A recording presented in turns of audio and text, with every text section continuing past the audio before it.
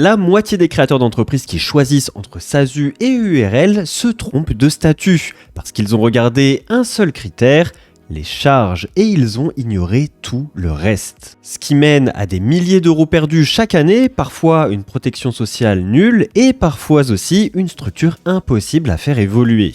Donc dans cette vidéo, on va faire un comparatif complet, que ce soit au niveau du régime social, de la fiscalité, des dividendes. Je vais aussi vous montrer des simulations chiffrées, les pièges à éviter, et surtout, à la fin, je vais vous donner une grille de décision claire pour savoir laquelle choisir selon votre situation. Alors pensez à vous abonner à la chaîne, à lâcher un petit like, et on est parti. Avant de comparer, il faut qu'on soit au clair sur ce qu'on compare. La SASU, c'est la Société par action simplifiée unipersonnelle, autrement dit une SAS, mais seule. Son capital est divisé en actions et sa grande force est une liberté juridique quasi totale. Les statuts, vous les rédigez comme vous voulez. La loi donne très peu de contraintes. Le URL, de son côté, c'est l'entreprise unipersonnelle à responsabilité limitée, donc la version solo de la SARL. Là, le capital est divisé en parts sociales et le code de commerce encadre beaucoup plus strictement son fonctionnement. Et entre les deux, on va déjà commencer par les points communs, parce que oui, il y en a. Dans les deux cas, votre responsabilité est limitée à vos apports. Si la boîte coule, vos biens personnels sont protégés. Dans les deux cas, vous pouvez créer votre société avec 1 euro de capital et dans les deux cas, vous avez une personnalité morale distincte. La société, c'est une entité juridique à part entière. La vraie différence entre les deux, elle se joue sur 3 terrains. D'abord, le régime social.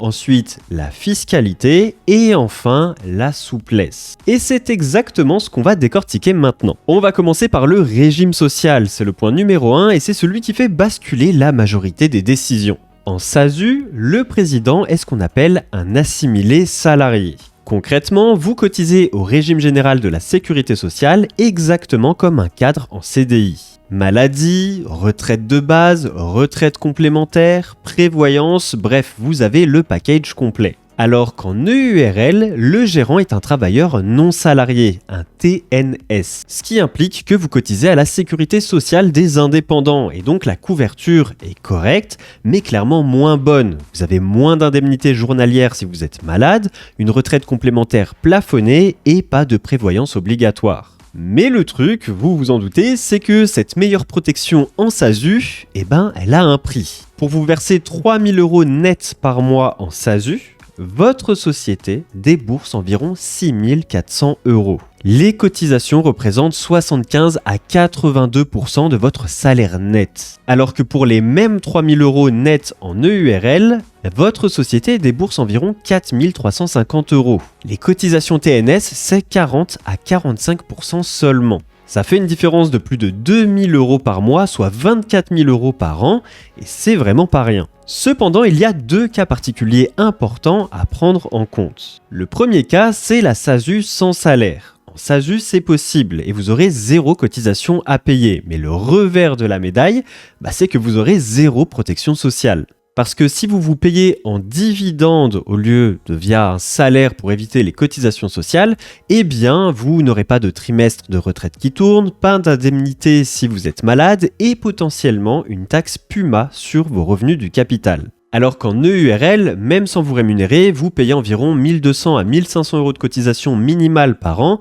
mais en échange, vous avez une couverture de base et vous validez quand même 3 trimestres de retraite. Le deuxième cas particulier à garder en tête, c'est le chômage. Ni en SASU, ni en EURL, vous n'avez droit aux allocations chômage via votre mandat social. Et non, l'assimilation salariée de la SASU ne couvre pas l'assurance chômage. Par contre, si vous quittez un emploi salarié, la SASU a un avantage énorme. En tant que président non rémunéré de votre SASU, vous gardez 100% de votre allocation chômage. Alors qu'en EURL, ce n'est plus que 70% de votre ARE dès le premier jour. Voilà, ça c'était pour toute la partie régime social. Passons maintenant aux différences en termes de fiscalité. Promis, je vais essayer de rendre ça clair et simple et si vous avez la moindre question, n'hésitez pas à la poser en commentaire. Par défaut, la SASU est soumise à l'impôt sur les sociétés et l'EURL, elle remonte le bénéfice directement dans votre déclaration de revenus, donc elle est soumise à l'impôt sur le revenu. Mais les deux peuvent opter pour l'autre régime avec des conditions différentes. Donc la SASU peut opter pour l'impôt sur le revenu et le URL peut opter pour l'impôt sur les sociétés. Dans le cas d'une EURL, si on choisit l'imposition sur les sociétés, il est possible de revenir à l'impôt sur le revenu pendant les 5 premières années. Après ce délai, le choix de l'impôt sur les sociétés devient définitif. Et pour vous donner une petite idée, en 2026, l'impôt sur les sociétés fonctionne avec 2 taux. Le premier, c'est 15% sur les premiers 42 500 € de bénéfices, puis 25% au-delà. Du moins, ça c'est valable si votre société génère moins de 10 millions d'euros de chiffre d'affaires, mais je pense que c'est votre cas. Donc honnêtement, vous me direz ce que vous en pensez dans les commentaires, mais je trouve ça plutôt raisonnable. Donc ça c'était pour l'impôt sur les sociétés et l'impôt sur le revenu. Bon bah vous connaissez, vous êtes imposé en fonction du barème progressif de l'impôt sur le revenu. Le point fiscal suivant concerne maintenant les dividendes, puisqu'en SASU, vous pouvez vous verser des dividendes en complément de votre salaire. Et quand vous vous distribuez des dividendes, vous payez uniquement la flat tax, le prélèvement forfaitaire unique de 31,4%. Quel que soit le montant que vous vous distribuez, le taux reste à 31,4%. Alors qu'en EURL, la fraction des dividendes qui dépasse 10% du capital social est soumise aux cotisations sociales TNS, soit environ 45%. Concrètement, si votre capital est de 1 000 €, le seuil exonéré est de 100 €. C'est dérisoire. Sur 20 000 € de dividendes distribués en EURL, vous payez environ 9 000 € de cotisations sociales. Alors que pour les mêmes 20 000 € en SASU, vous payez uniquement 6 280 € de flat tax. Et ça, c'est le piège numéro 1 des entrepreneurs en EURL mal conseillés. Donc la parade pour ça, c'est soit d'augmenter le capital, soit alimenter le compte courant d'associés pour repousser ce seuil. Mais ça se planifie. D'ailleurs, si vous souhaitez créer votre SASU ou votre EURL tout en étant bien conseillé en fonction de votre situation, je vous conseille de passer par LegalPlace puisqu'avec le code promo YOHAN, Y-O-A-N, vous aurez 15% de réduction sur la création de votre société, plus 100 € de réduction sur votre comptabilité. Je vous mets le lien en description pour que vous puissiez vous lancer sereinement au meilleur prix. Ok, alors maintenant, les théories c'est bien, mais les chiffres c'est mieux, alors on va prendre 2 scénarios concrets. Scénario 1, vous réalisez 50 000 € de bénéfices annuels. En EURL à l'impôt sur les sociétés et en vous rémunérant avec 100% du bénéfice, vous aurez environ 31 600 € net dans votre poche. La stratégie ici consiste à se verser tout le bénéfice de l'entreprise sous forme de rémunération, puisque dans ce cas, l'entreprise ne dégage plus de bénéfices imposables et le résultat fiscal est donc proche de zéro, ce qui signifie pas d'impôt sur les sociétés.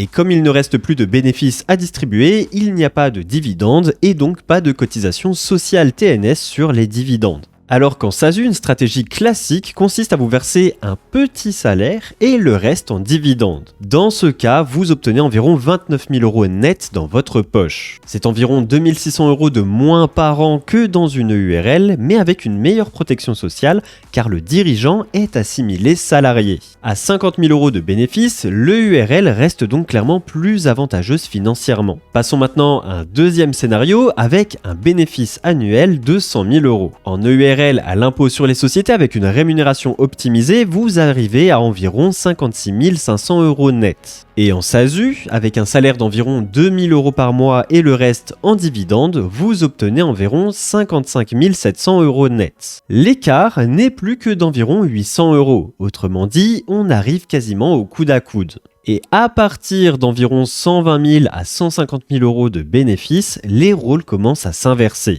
La SASU devient progressivement plus avantageuse, notamment parce que les dividendes ne supportent pas de cotisation sociale. Par exemple, avec 200 000 € de bénéfices, la SASU peut vous laisser environ 11 000 € de plus dans la poche chaque année.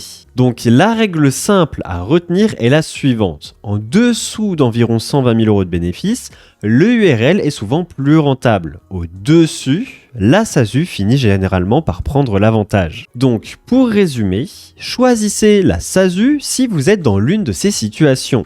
Si vous avez encore un emploi salarié et que vous souhaitez tester votre projet en parallèle, car vous restez dans un régime social proche du salariat avec très peu de contraintes, si vous avez des droits au chômage et que vous voulez les préserver à 100%, vous pouvez rester président non rémunéré, ce qui permet de continuer à percevoir l'ARE. Si vous prévoyez de lever des fonds ou d'accueillir des associés, la SAS est généralement la structure privilégiée par les investisseurs. Si votre bénéfice dépasse environ 120 000 à 150 000 euros, la fiscalité des dividendes, notamment la flat tax, devient souvent plus intéressante. Et enfin, si vous envisagez de revendre votre entreprise, la cession d'actions est beaucoup moins taxée.